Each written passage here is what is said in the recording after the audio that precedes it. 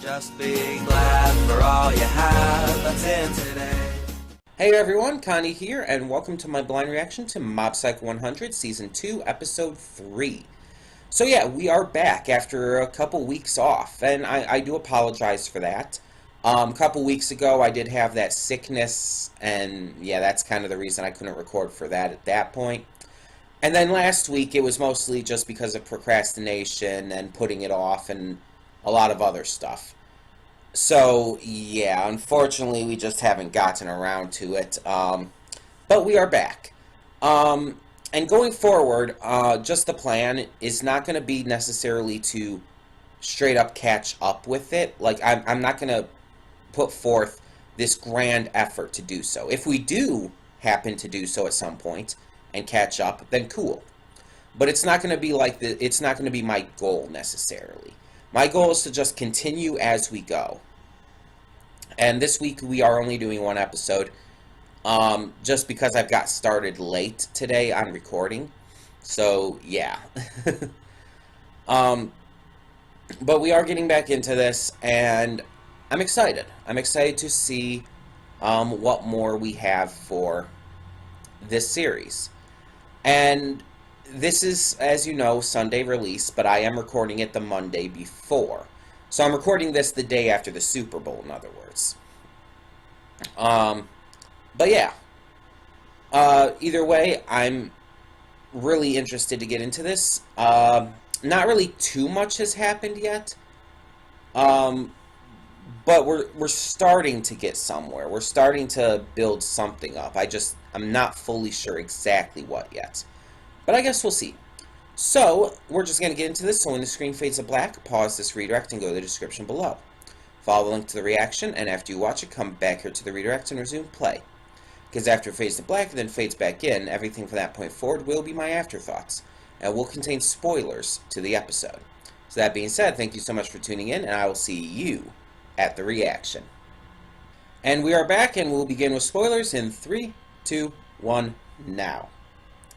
So, maybe episode 2 just spoiled me, but I wasn't as into this one. Not that it was bad by any means. In fact, I'd say it was important as an episode. But in terms of just overall entertainment quality, I just didn't find it that interesting. There were a couple points where I found myself looking at the time to see how close it was to ending. And I mean, obviously, that's never a good thing. Because I felt like it was almost a little boring. But again, it wasn't a bad episode. I'm just saying, again, maybe I was spoiled with episode 2, so I felt this one just couldn't compare. But it did have a lot of good in it. I liked the fact that we weren't dealing with evil spirits this time.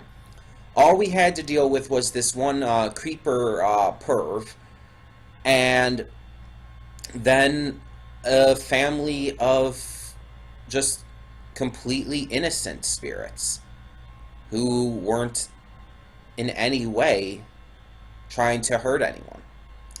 So I'm going to count it as like the first 2 parts of this. So the first part, we see how Reagan's business is kind of starting to boom because of the website for some strange reason. The website is so terrible. It's so tacky looking, but it's working, I guess.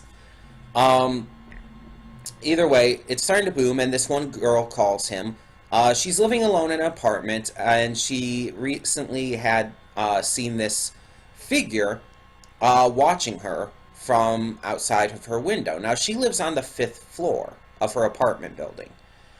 And as such, seeing there's no balcony or anything, so seeing someone watching her from outside the window is frightening, of course.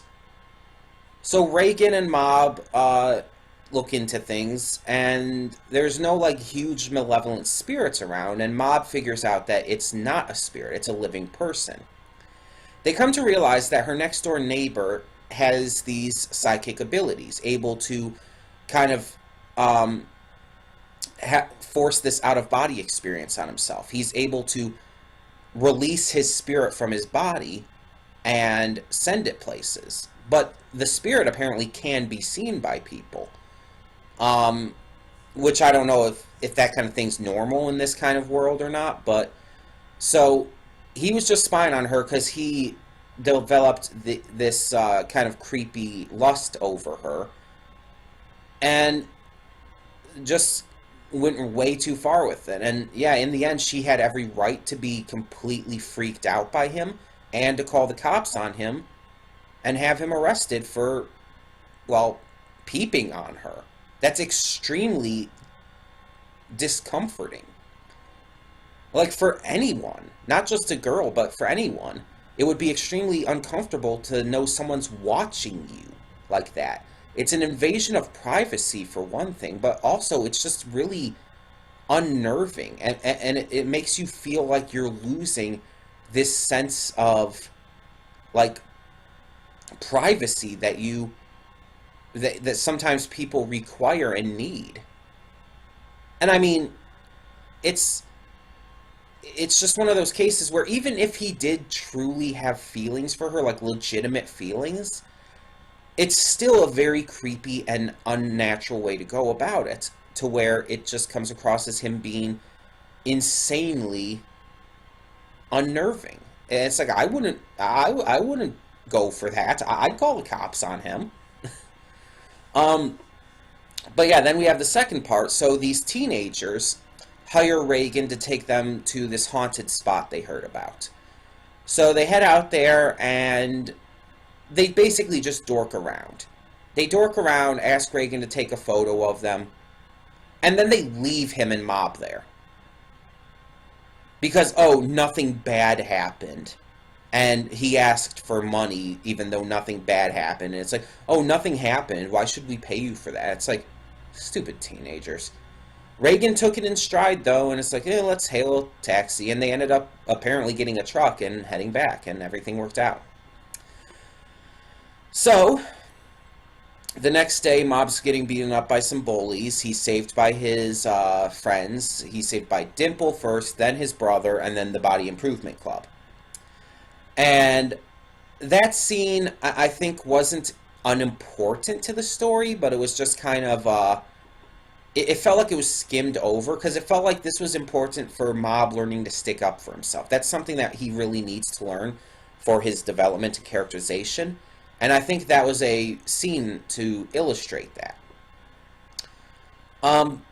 But then we see the teenagers come back to the Spirits and Such consultation office.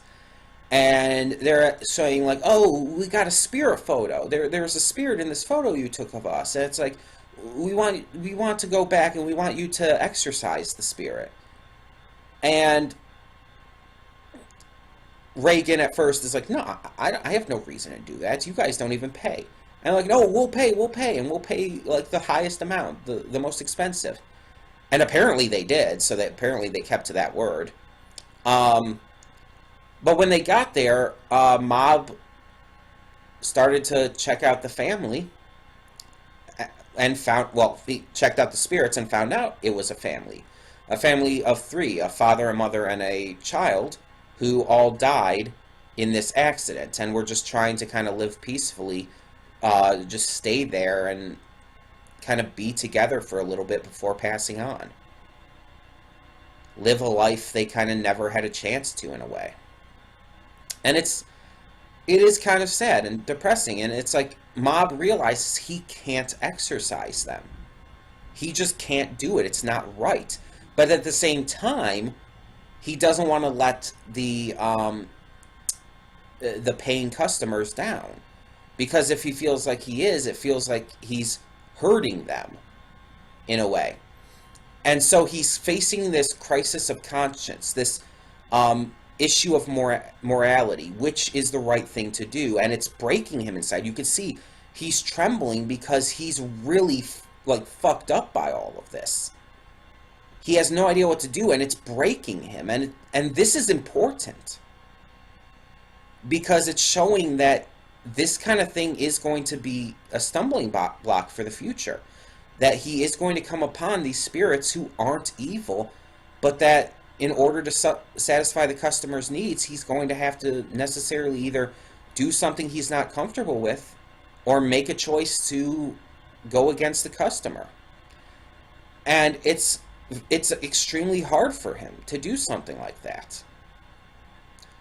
We even see Dimple tries to rile up the father, get him to turn into an evil spirit, and I think it was Dimple's kind of way of helping. I think Dimple was trying to, like, oh, if I make this guy turn into an evil spirit, Mob will have a reason to exorcise him, and then this will be, like, all for nothing. And the father looks like he's starting to turn, but then he just bows down and begs him, please don't do it, but if you have to, at least exercise us all at once so we can be together. And it's sad, but at the same time, it's like it's more about Mob's crisis here. And my thoughts throughout this entire time was just like, lie about it. Tell the customers that you did it, but don't actually do it. They don't know. They'll believe you, I'm sure. They're stupid teenagers. And in the end, that's what Reagan did. He threw the salt around and told them, oh, the exorcism's over, let's go. And I like how we saw that Reagan was trying to protect Mob, that he was actually legitimately worried about him when he realized what was going on here.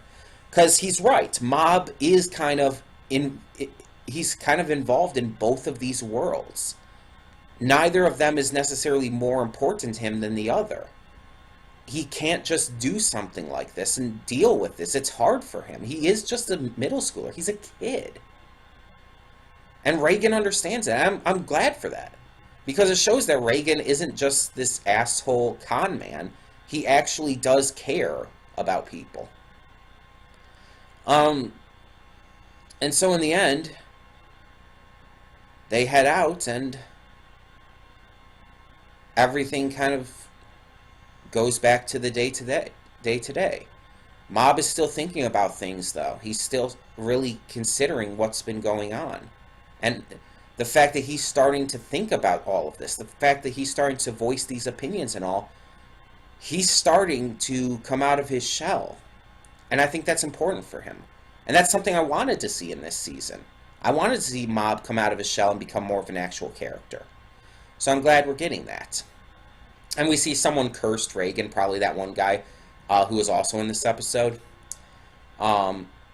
And Dimple just sucked up the curse like it was nothing. That was fun. But yeah, it's like the episode had a lot of important and good stuff to it, but just the overall entertainment while watching it wasn't that entertaining. Like, it wasn't like super funny or super scary or really emotional or anything. There were parts of it that were emotional. There were parts of it that were a little creepy. There were parts of it that were a little funny, but none of it really reached, like, an amazingly great level. And again, maybe it is because I was spoiled by the last episode. Or maybe it's just this one, while having a lot of good to it, wasn't like this big, exciting, bombastic episode. It was just like, it was more serious. It was more, it was more about the character development and anything, and the reason that everything else kind of felt like it was off was because it wasn't the focus, which is fair enough. And all in all, again, it wasn't a bad episode, not by any means. And like I said, it was important, and I feel it was very important. But it's not like it's not an episode I would watch again. Let's put it this way.